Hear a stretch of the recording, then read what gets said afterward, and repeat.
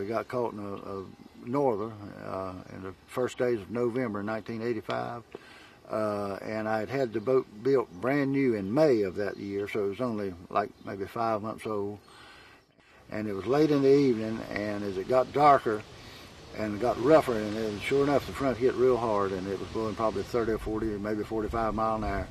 And this boat, this little small boat, is not capable of handling much of that. But as it got darker, I couldn't see as well, and I had my sun shining the spotlight, and I would zag out to the offshore bar and then back into the inshore gully and back out until I'd feel seas coming over the boat. And then at some point, my son opened the back door and says, "Dad, there's an awful lot of water in this boat."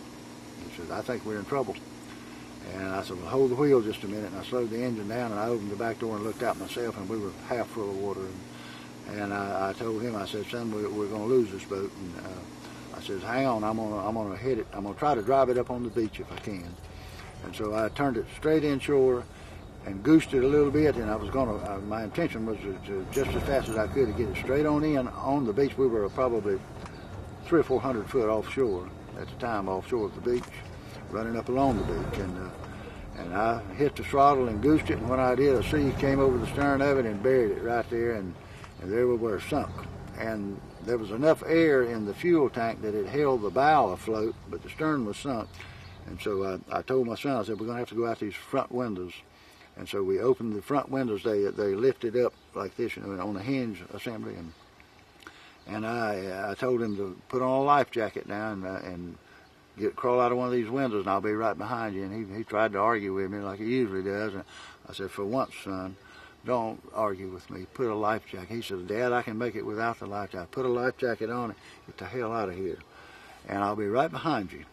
And so he did. He finally did, and he scooted out the window, and I put one on, and I scooted out behind him, and we came up like that, and he hauled buggy to the beach there, and I was hollering at him. I said, "Son, wait on me," and he just dug in a little deeper. He looked back. I don't think he said every man for himself.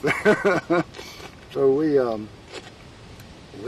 made it to the beach and lost that boat. And we had just paid $65,000 for that boat and didn't have 1 cent of insurance on it.